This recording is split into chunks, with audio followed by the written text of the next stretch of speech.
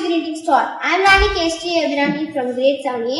Acharya Balasiksha Mandir IIT Jitmat campus Tengathike. I am here to take an interview of ST sir. Hi sir. Morning. Thank you sir. There are some special questions. Can I ask? Sure, why not? Thanks sir. And first question to, according to you, in the major problem in Kadalur is? Major problem. இந்த கடலூர் மாவட்டத்தில் இருக்கின்ற பிரச்சனைகளே தலையாய பிரச்சனை அப்படின்னு சொன்னோம்னா, பள்ளி மாணவர்களுக்கிடையே அல்லது இருவேறு சமூகங்களுக்கிடையே இருக்கின்ற முரண்பாடுகள், அந்த முரண்பாடுகளின் தொடர்பாக ஏற்படும் வன்முறைகள், அது போன்ற நிகழ்வுகள் நாளோறும் இங்கொன்றும் அங்கொன்றுமாக வந்து கொண்டிருக்கும். ஆக அத்தகைய முரண்பாடுகளோ சண்டை சச்சரவுகளோ இயலாமல் ஒவ்வொரு நாளையும் கடத்தி செல்வதும், அந்த மக்களை இணக்கமாக நடைபெறச் செய்வதும் இருக்கச் செய்வதுமான செயல்பாடுகள் தான் ரொம்ப சிக்கலான பிரச்சனையாக இங்கே கடலூர் மாவட்டத்தை குறித்த பிரச்சனை.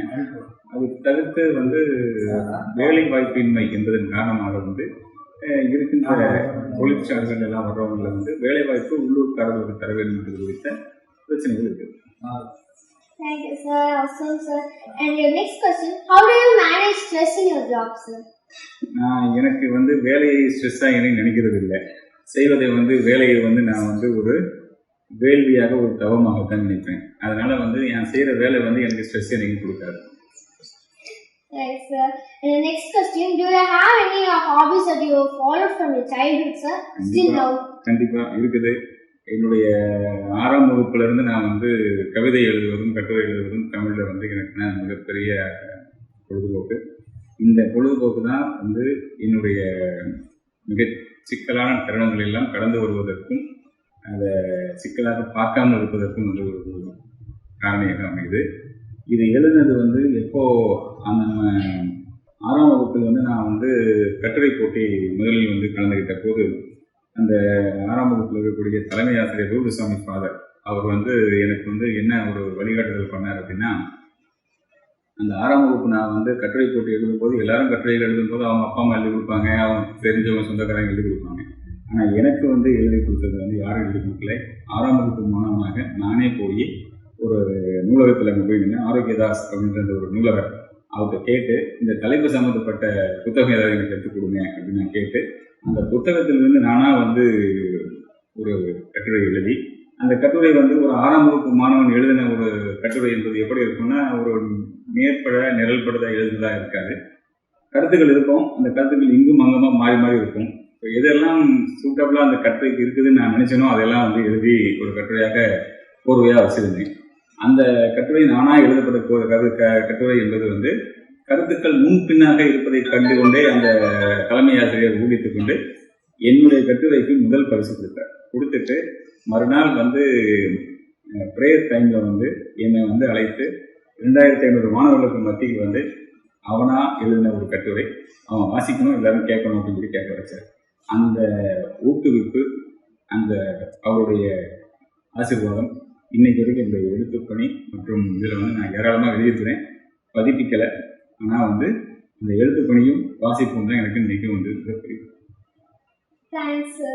Awesome sir. And your next question, taking revenge is a common thing in all places sir. What is your think about it? பழிவாங்கும் உணர்வு எல்லாருக்கும் ரொம்ப அதிகமாக இருக்குது. இந்த பழிவாங்கும் உணர்வு இருக்கிறதுனால தான் குற்றங்கள் குறைபாடுகள் சமுதாயத்தில் நடக்கிறதாக இருக்குது. எப்போ நம்ம ஒரு விஷயத்தை எளிதாக மறப்பதற்கு நம்ம கற்றுக்கிட்டோம்னா வாழ்க்கை நல்லா இருக்கணும். எதை மறக்கணுமோ அதை மறக்க மாட்டாங்க, மறக்கக்கூடாத விஷயத்தை மறக்க வச்சுக்கிறாங்க. இப்போ நமக்கு மறதி என்பது வாழ்க்கையில் மிகப்பெரிய கிஃப்ட் கிவன் பை காட். ஏன்னா நமக்கு யாரெல்லாம் கெட்டது செய்கிறாங்களோ அதை மறப்பதற்கு மறதியை பயன்படுத்தணும், நல்லது செஞ்சாங்கன்னா அதை நினைவில் வச்சுக்கணும். ஆனால் வயசு வருஷவாக யாரெல்லாம் இதைத்தான் மாற்றி நினச்சிக்கிறாங்க, அதனால வரக்கூடிய குறைபாடுகள் தான் குற்றங்கள் அதிகமாக இருக்குது. Yes sir. And the next question, sir, my ambition is to become an IAS officer. What is your guidance about this? உண்மையாக இருக்க வேண்டும். எப்பயும் எந்த ஒரு சூழ்நிலையும் நேர்கொண்ட பார்வையும் நிலத்தில் யாருக்கும் அஞ்சாத ஞானச்செருக்கும் எதிர்பார்த்து, அது மாதிரி உண்மை இருக்கின்ற இடத்தில் யாருக்கும் நம்ம பயப்பட வேண்டியது. எங்கேயும் பேசும்போது தயக்கம் இருக்கக்கூடாது. தெளிவான சிந்தனை, உண்மையாக உழைப்பது, கடின உழைப்பு, எதை நினைக்கிறோமோ அதை நினைக்கிறத செய்வதற்கான முன் திட்டமிடல், pre planning, For anything we want to do anything, we should have this habit of pre-planning. Without the pre-planning and without any perceptions, எதுவுமே நான் successful முடியாது. Thanks, sir. And your valuable blessings to me, sir. Valuable blessings. உண்மையாக இருக்கு. உன்னை நீ நம்பு.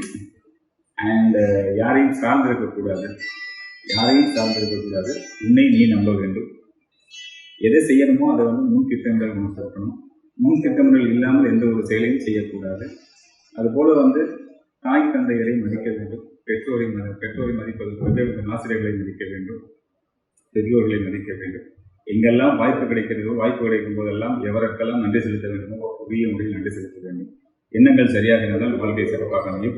எந்த ஒரு செயலை செய்வதாக இருந்தால் இது நான் செய்தது என்று சொல்லும் அளவிற்கு எந்த ஒரு செயலிலும் getting perfection and expertise in whatever work we are doing.